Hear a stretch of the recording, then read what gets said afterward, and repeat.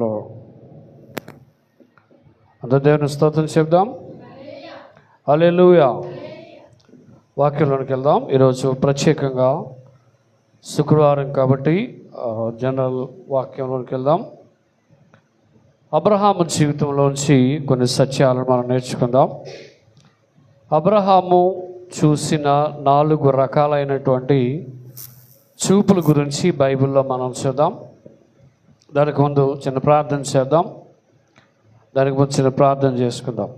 పరిశుద్ధుడా, ప్రేమ కలిగిన తండ్రి, నీవు గొప్ప దేవుడు తండ్రి. నీ గొప్ప కార్యాలు, ఆశ్చర్యములు, గంభీరములు ప్రభువా, గంభీరమైన కార్యాలను ప్రభువా మీరు జరిగించి తండ్రి మీరు కృప చేయండి. నీ సహాయం అనుగ్రహించండి దేవా. మీరు తోడుండి నడిపించమని, కాపాడమని ప్రభువా. వాక్యం నీది, ప్రజలు నీ వారు ప్రభువా. నీ వాక్యం మాట్లాడి కృప చేయమని యేసు నామమున తండ్రి, ఆమేన్. బైబిల్ గ్రంథంలో అబ్రహాము జీవితంలోంచి 4 రకాలైన చూపులు చూద్దాం. ఆదికాండం 13వ అధ్యాయం 14వ వచనాన్ని చూద్దాం. లోతు తర్వాత యెహోవా ఇదిగో నీ కన్నులెత్తి నీవు ఉన్న చోటు నుండి ఉత్తరము తట్టు, దక్షిణపు తట్టు, తూర్పు తట్టు, పడమర తట్టును చూడుము అన్నాడు. బైబిల్ గ్రంథంలో చాలామంది చాలా రకాలైన చూపులు బైబిల్లో చూశారు. అయితే అబ్రహాము జీవితాన్ని మనం ఆలోచన చేస్తే అబ్రహాము జీవితంలో 4 రకాలైన చూపులు చూశాడు. దానికి ముందు బైబిల్లో ఎవరు ఏ చూపు చూశారో ఒకసారి మనం చూద్దాం. ఇది పట్టుకోండి, ఇది మూసేయకండి. యెషయా గ్రంథం 3వ అధ్యాయం 16వ వచనం. యెషయా గ్రంథం 3వ అధ్యాయం 16వ వచనంలో ఏమనుంటుందంటే, మరియు ఏమనగా సియోను కుమార్తెలు గర్విష్ఠురాండ్రై మెడ చాచి అమ్మా నడచుచు. ఏ చూపండి? వార చూపులు అంటేది. సియోను కుమార్తెలు ఎలా ఉన్నారు? దేవుని బిడలను చెప్పుకునేటువంటి వారు ఎలా ఉన్నారంటే వార చూపు. ఏ చూపండి? అందరూ చూడండి. వార చూపు అంటే ఎలాగా అమ్మా? వార చూపు చూడటం అంటే ఏంటి? ఇలా చూస్తున్నాడో తెలియదు, చూడలేదు, ఇలా చూస్తున్నాడు, మళ్ళీ తప్పని తిప్పేస్తాడు. దాన్ని ఏ చూపు అంటారు? వార చూపు. ఒక వ్యక్తిని మన చూపు చాలా జాగ్రత్తగా చూడాలి. వార చూపులు చూశారట. ఈ కుమార్తెలు సియోను కుమార్తెలు అంటే దేవునికి సంబంధమైన వారు, దేవుని బిడలు. కొన్నిసార్లు చూడండి, కొన్ని కనబడకపోతే అది ఎలా కనబడాలో ఆ కనబడే స్టైల్లో చూస్తారు దాన్ని. ఇక్కడ ఏమన్నాడు మరి చూద్దాం. అది సియోను కుమార్తెలు ఎలా? గర్వం, చాలా గర్వం ఉంది. గర్వంతో మెడ చాచి నడుచుచు. ఎలా నడుస్తున్నారు? మెడ చాచి అంటే మెడ దగ్గర చాలామంది చూడండి, ఈ మెడ దగ్గర ఒక రకమైనటువంటి పువ్వులు పెడతారు. పువ్వులు పెట్టి ఆ పువ్వులకి ఇక్కడి నుంచి కింద దాకా లాగుతారు. దాన్ని ఏమంటారు? సవరం కాదు, అల్లుకుంటారు. అల్లుకొని లాగి కింద దాకా చేస్తారు. మెడ చాచి అన్నాడు దాన్ని. ఏ చాచి? ఈరోజు సంఘం ఎలా ఉంది అని మనం ఆలోచన చేస్తే, సియోను కుమార్తెలు మెడ చాచి ఎలా అండి? మెడ చాచి నడుచుచు, వార చూపులు చూచుచు. ఎలాగండి? కులుకుతూ. అంటే సమాజం ఈరోజు ఈ రకంగా ఉంది. వారి చూపులు ఎలా ఉన్నాయి చూడండి. మొదటి సమూయేలు గ్రంథం 18వ అధ్యాయం 9వ వచనం కూడా చదువుదాం. మొదటి సమూయేలు 18:9. మొదటి సమూయేలు గ్రంథం 18:9. కాబట్టి నాట నుండి పౌలు దావీదు మీద, ఇదే చూపండి, విషపు చూపండ. ఏ చూపు?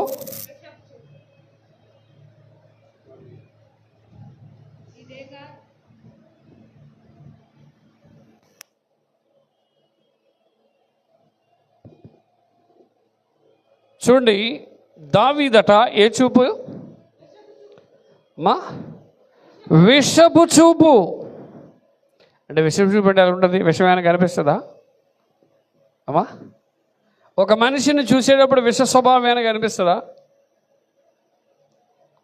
విషపు చూపు అన్నాడు. ఒక మనిషిని ఇంకొక మనిషి ఏ చూపుతో చూస్తున్నాడు? ఇందాకే చూపు, వార చూపు. ఇది విషం. అంటే ఒక మనిషి హృదయంలో విషపు స్వభావం ఉంటే ఇతరులు ఏ స్వభావంతో చూస్తారు? విష స్వభావం. అందుకే బైబిల్లో ఇవన్నీ ఇలా చాలామంది భక్తులు బైబిల్లో చూశారు. కానీ అబ్రహాం మాత్రం చూసిన చూపు ఏంటి అని మనం ఆలోచన చేస్తే దేవుడు మాట్లాడుతున్నాడు 13:14. అబ్రహాము లోతు వెళ్ళిపోయిన తర్వాత, ఎవరు వెళ్ళిపోయిన తర్వాత? లోతు అబ్రహామును విడిచిపోయింది. అంటే లోతు లోకానికి సదృశ్యం. అబ్రహామును లోతు విడిచి వెళ్ళిపోయిన తర్వాత యెహోవా ఇదిగో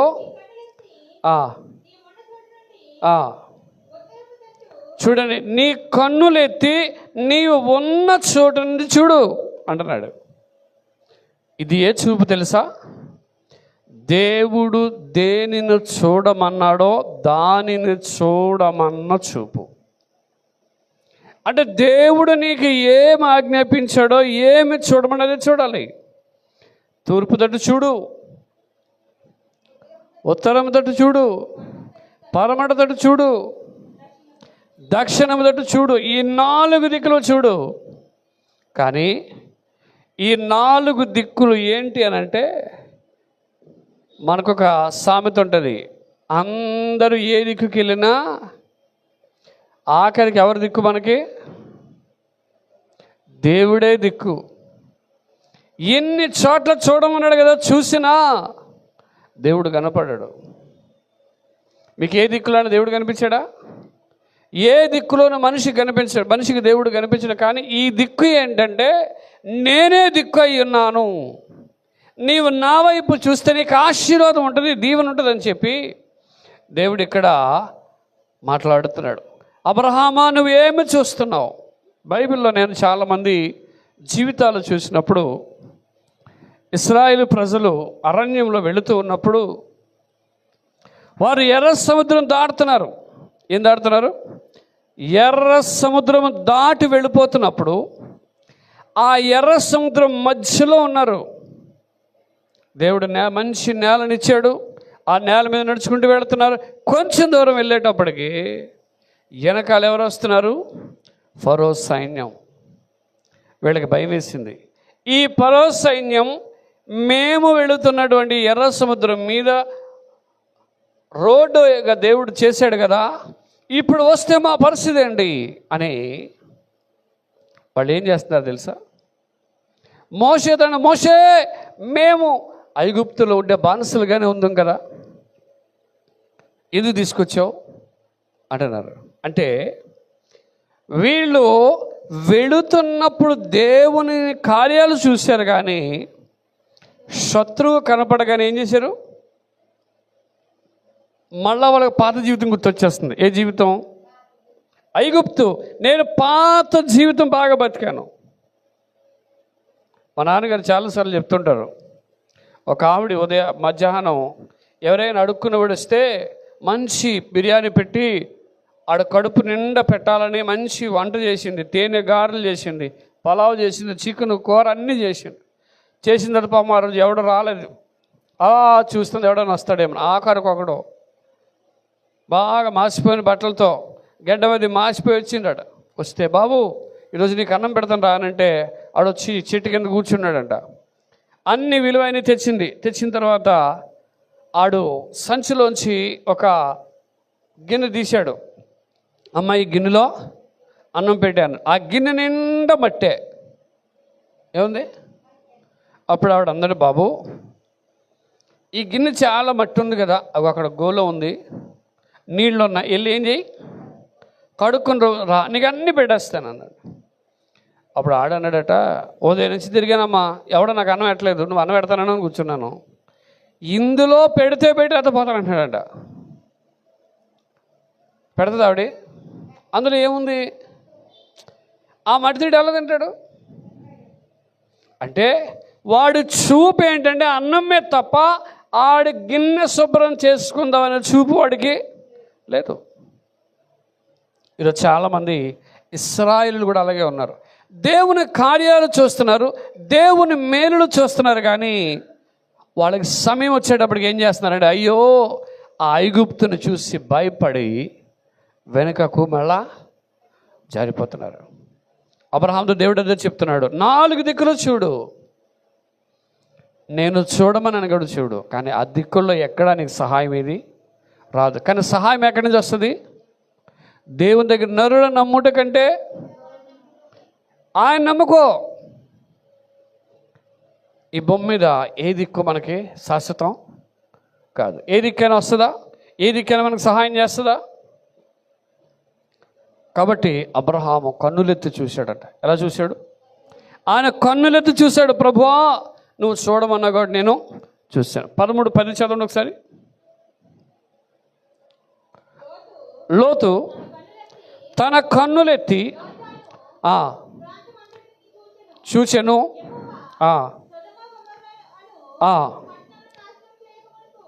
నాశనం చేయక మునుపు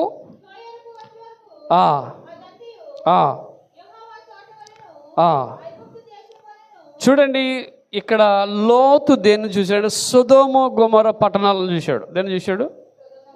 అది యెహోవా తోటలాగే ఉంది. అప్పుడు లోకం కూడా మనకి ఎలా కనిపిస్తుంది అంటే అన్నీ అందంగానే కనిపిస్తాయి.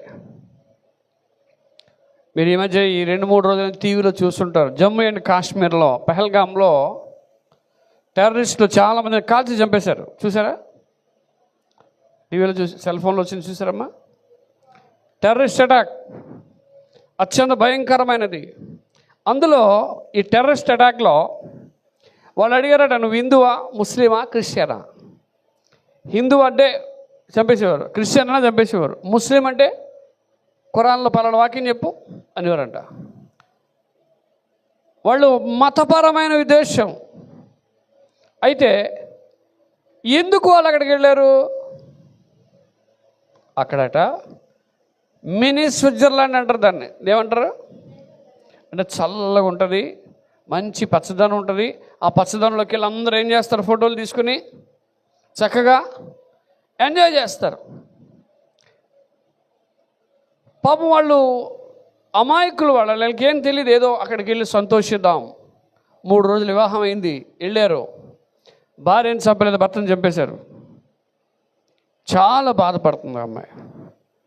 ఈరోజు లోకం మనకి ఎలా కనిపిస్తుంది అంటే అలాగే కనిపిస్తుంది, అందంగా కనిపిస్తుంది. మీరు ఎప్పుడైనా బీచ్కి వెళ్ళారా అమ్మా? బీచ్కి వెళ్ళారా? వెళ్ళిందా? ఏమనిపిస్తుంది మీకు అమ్మా? దగ్గరికి వెళ్ళి చూడాలనిపిస్తుంది. ఇంకా మనకు ఆరాటం ఎలా ఉంటుందో తెలిసి దిగి ములిగేయాలి. ఉండదా? చాలామందిని చూస్తాను నేను, బీచ్కి వెళ్ళినప్పుడు అక్కడికి వెళ్ళి స్నానం చేసేయాలి, లేకపోతే ఎక్కడికైనా ఇలాంటి విహారయాత్రకి వెళ్ళినప్పుడు అక్కడ ఏదన్నా వాటర్ ఉందనుకోండి, సరదాగా స్నానం చేయాలని అనిపిస్తుందా? లోకంలో ఏముందంటే మీకు చెప్తున్నాను, లోకంలో ఏదైనా చూసినప్పుడు దాన్ని బట్టి ఆనందిస్తాం, కానీ ఆనందం ఎంతసేపు ఉంటుంది అమ్మా? ఎంతసేపే. బీచ్ని చూసినంతసేపు సంతోషంగా ఉండదు. బీచ్ నుంచి వచ్చేస్తే నీ అప్పులు నీయే, నీ వడ్డీ నీదే, అంతేనా? ఏమైనా పోతుందా? ఆ క్షణమే. నేను బైబిల్కి వెళ్ళి చదివేటప్పుడు ఇలాంటి యాత్రలకు వెళ్ళినప్పుడు నా పక్కన తిట్టేవాడిని, ఎరా నువ్వు ఎప్పుడు తానం చేయలేదా, ఎందుకు అందులో తానం చేయాలి? సపోజ్ వీడు అందులో తానం చేయడానికి దిగుతాడు, అందులో ఏ మొసలో ఉందనుకోండి, పట్టుకుంది అనుకోండి, పొజిషన్ ఏంటి? ఆ మధ్య రాజమండ్రిలో బీచ్లో మంచి నీరు వచ్చేసింది. వాళ్ళందరూ ఆ గుడికి ఎక్కడికి వెళ్తున్నారు చూడడానికి అన్నీ. అక్కడ బాగా సుళ్ళు తిరుగుతుందంట. వీళ్ళు వెళ్ళే వాడకి ఆ వైర్లు దిగిపోయి అంతే మునిగిపోయారు. చాలామంది చనిపోయారు. తండ్రి, తల్లి, కొడుకు, కూతురు ముగ్గురు ఉన్నారు. అందరూ మునిగిపోయి చచ్చిపోతారు. జాకెట్ ఒకరికే ఉంది. భర్త వేసుకున్నాడు, అంటే తండ్రి వేసుకున్నాడు, అన్నాడట నేను చచ్చిపోతాను, లేదా మీరు ఇద్దరు చచ్చిపోతారు, మీ ఇద్దరు బతకండి అని చెప్పి భార్యకి ఇచ్చాడు. ఈ పిల్లని ఎలాగైనా కాపాడు అని చెప్పి భర్త భార్యకి ఇచ్చాడు. భార్య అది వేసుకుంది, మునిగిపోదు ఆవిడ. అందులో నీళ్ళలో ఉంటుంది కానీ మునిగిపోదు. పాప ఏం చేసిందంటే ఈ చేయి పట్టుకొని ఉంది. ఆవిడే మునిగిపోతే పాపని ఎలాగే ఇచ్చేస్తుంది? భర్త చూస్తుండగానే మునిగిపోయి చచ్చిపోయాడు భర్త. పాప ఆ నీళ్ళు ఎక్కడి దాకా వచ్చేంత వరకు చేయి పట్టుకుంది. నీళ్ళన్నీ ముక్కులోకి వెళ్ళిపోతున్నప్పుడు ఏం చేద్దాం, నోట్లోకి వెళ్ళిపోతున్నప్పుడు చేతులేసింది అంతే. టీవీ ఇంటర్వ్యూలో అడుగుతాడు, ఆవిడ చెప్తుంది, నా భర్త చనిపోయాడు, నా పాప చనిపోయింది, ఎక్కడికి వెళ్ళారో కూడా తెలియదు వాళ్ళు, నేను కూడా చచ్చిపోతే బాగున్నాను. లోకం ఒక నీరు కానివ్వండి, ఒక తోట కానివ్వండి, టేస్టీగా ఉంటాయి. లోతు అదే కోరుకున్నాడు. అది యెహోవా తోట వలె ఉందని కానీ అక్కడికి వెళ్ళిపోయాడు. కానీ ఆఖరి పర్యవస్థానం ఏంటి? లోతు కుమార్తెలు భయంకరమైన పాప జీవితానికి వెళ్ళిపోయారు. ఈరోజు దేవుడిని నేను ఏది చూడమని అదే చూడు. రెండోది చూద్దాం. ఆదికాండం 15వ అధ్యాయం 4-5 వచనాలు. రెండోది ఆదికాండం 15వ అధ్యాయం 4-5 వచనాలు. యెహోవా వాక్యము వచ్చి ఇతడు వారసుడు కాదు, వాడు వారసుడని చెప్పాను. వెలుపలకు అతను తీసుకొని వచ్చి ఎటువైపు చూడమన్నాడు? ఆకాశం వైపు తేరు చూచి. ఆమె దేవునికి స్తోత్రం చెప్పండి. ఇప్పుడు దేవుడు అబ్రహాముని ఇంటిలోంచి బయటికి తీసుకెళ్ళాడంట. ఎక్కడికి? బయటికి తీసుకెళ్ళి, బయటికి రా, నేను చూడమన్నది చూడు. ఏం చూడాలి? ఆకాశం వైపు చూడు. దేని వైపు? ఆకాశం వైపు చూస్తే, ఈ ఆకాశం వైపు చూసినప్పుడు నక్షత్రాలను చూడమన్నాడు. దేన్ని? ఎక్కడికి వెళ్ళవు నక్షత్రాలు? అమ్మా, నక్షత్రాలు ఎక్కడతారా? ఈ నక్షత్రాలు ఎలా లెక్కట్లేవో అంతమంది జనాన్ని నీకు ఇస్తానన్నాడు. నీ సంతానం అలాగ అయిపోద్ది. అప్పుడు పిల్లలు ఉన్నారా? కానీ దేవుడు ఆకాశం వైపు చూడంటే దేవుని వైపు చూడు. దేని వైపు? మనం భూమి మీద ఉన్న వాటిని చూస్తాం, దేవుని వైపు చూడండి. అందుకే దేవుడు పైనున్న వాటిని వెతకండి. ఎక్కడ వెతకాలి? మీరు పైనున్న వాటిని వెతికితే, పరలోక సంబంధమైన వాటిని వెతికితే భూమి మీద ఇవన్నీ మీకు లభిస్తాడు. అందుకే దేవుని రాజ్యమైన నీతిని వెతుకుడి, ఇవన్నీ మీకు సంభవించును అంటాడు. మనం దేన్ని వెతకాలి?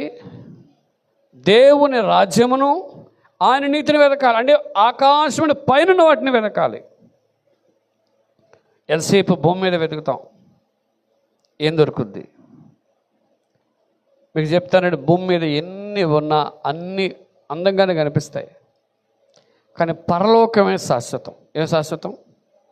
అందుకే దేవుడు అంటాడు, మీ ధనమును పరలోకం మీద కూర్చుకోండి అన్నాడు, కానీ భూమి మీద కూర్చుకోవద్దు అన్నాడు. అన్నాడా? మీ ధనం ఎక్కడ కూర్చుకోవాలి? పరలోకంలో కూర్చుకోండి. పరలోకంలో మీకు ధనం ఉంది. అక్కడ ఈ లోకంలో ధనవంతులైన వాళ్ళు చాలామంది ఉన్నారు, లేరా? ఆడ ధనం వారిని కాపాడిందా? ధనం ఎవరిని కాపాడదండి. ఇక్కడ కొలస్సీ 3:2 మనం చదివితే, కొలస్సీ 3:2 అక్కడ ఏం చెప్తున్నాడంటే దేవుడు,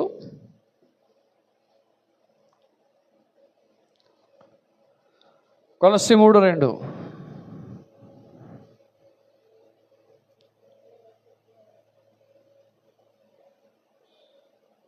3:2 కొలస్సీలు రాసిన పత్రిక.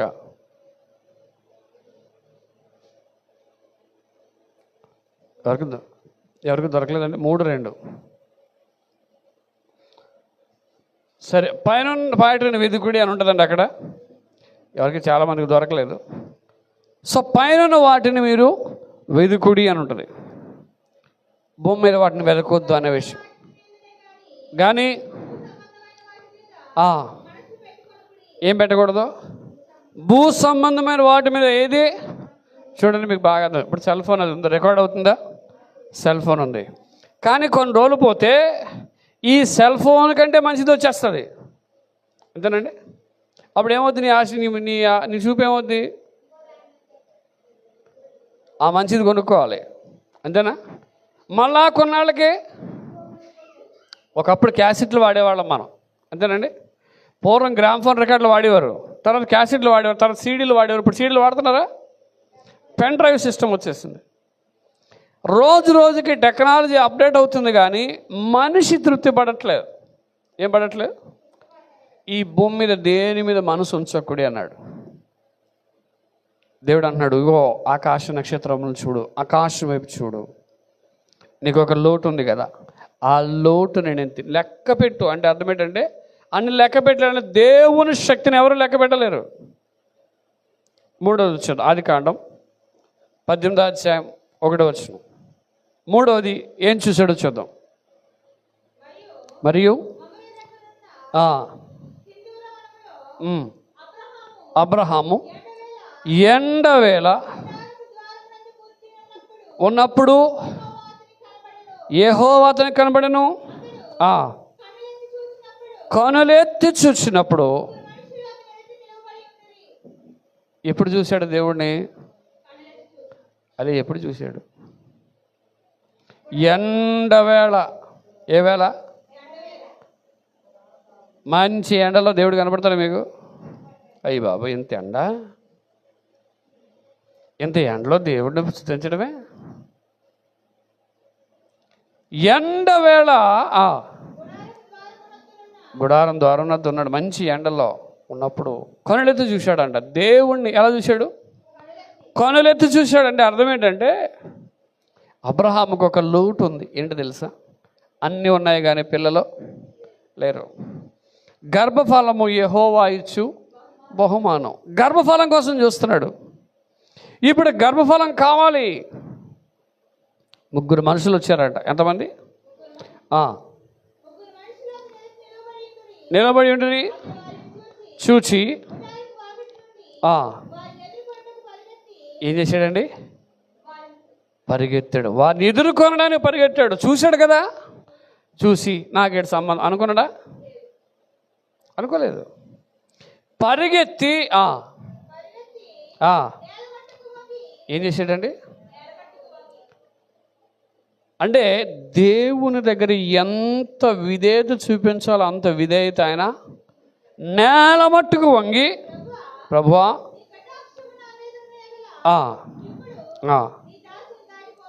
ఏమంటున్నాడండి? నీ కటాక్షం నా మీద ఉంటే దాటిపోకూడదు. దేవునికి స్తోత్రం చెప్పండి. హల్లెలూయా. మన అందుకే పాట రాసింది, దాటిపోవాడు కాదు ఊడు నన్ను. మర్చిపోయాం మనం. దాటిపోవాడు కాదు అని దాటిపోడు, మరచిపోడు. దాటిపోవద్దు ప్రభువా అంటున్నాడు. అని ఏం చేశాడంటే అబ్రహాము చూసింది ఎవరంటే దేవుని కార్యాన్ని చూస్తున్నాడు. దీన్ని తనకి బిడలు లేరు. అప్పుడు ఏం చేశాడు? కొంచెము నీళ్లు తెప్పించేదను,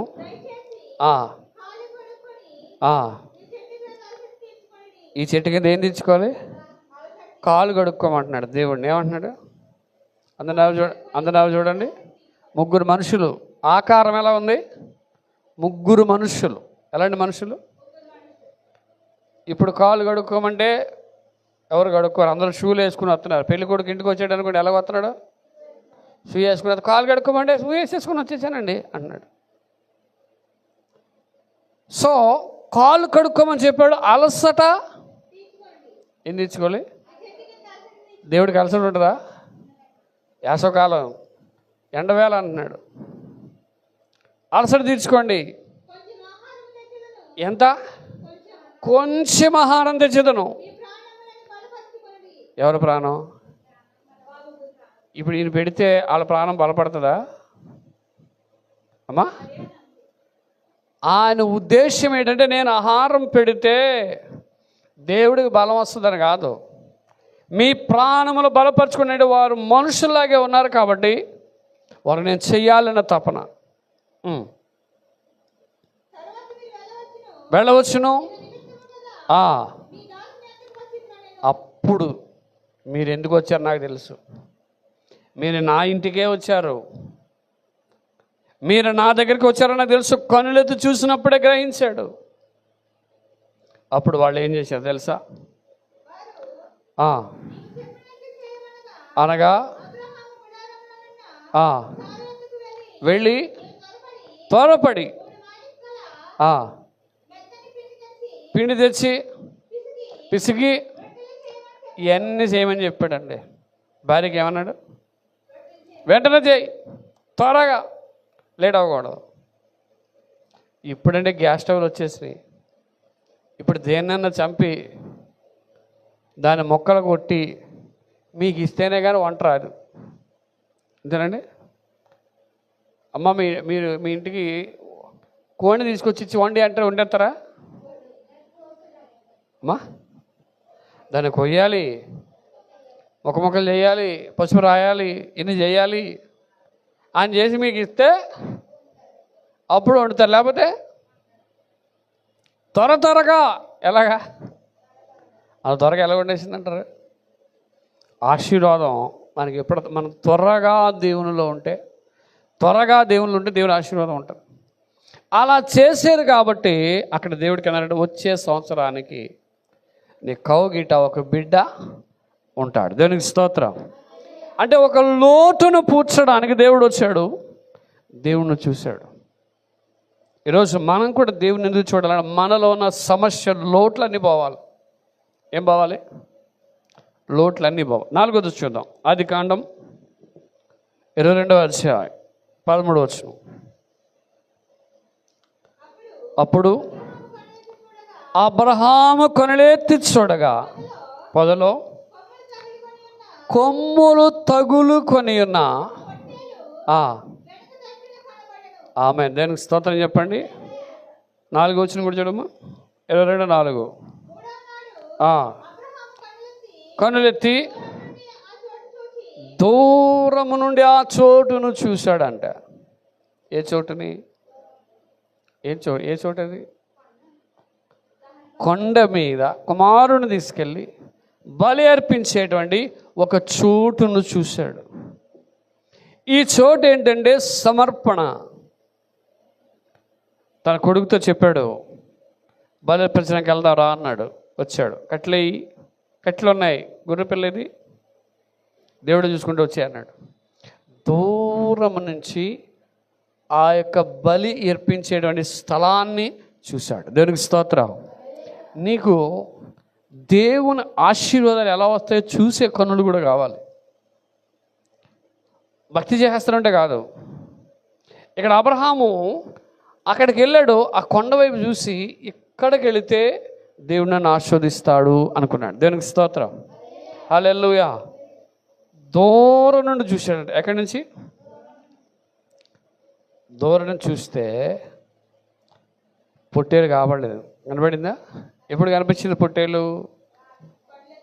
కనులెత్తి చూసినప్పుడు అబ్రహాము కొడుకొద్దు, నీ కొడుకుని అర్పించవద్దు అని అన్నప్పుడు అప్పుడు కనిపించింది. ఏంటి? కొమ్ములు తగులుకొని ఉన్న ఒక పొట్టేలు కనిపించింది. దేవునికి స్తోత్రం చెప్పండి. హల్లెలూయా, హల్లెలూయా. ఇదేంటో తెలుసా?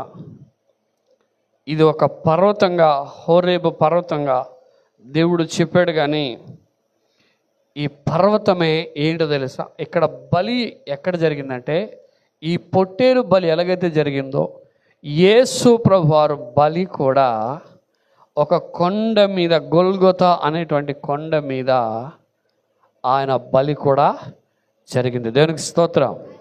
అబ్రహాము ఒకప్పుడు ఆ చోటును చూసినప్పుడు ఒక బలి చూశాడు.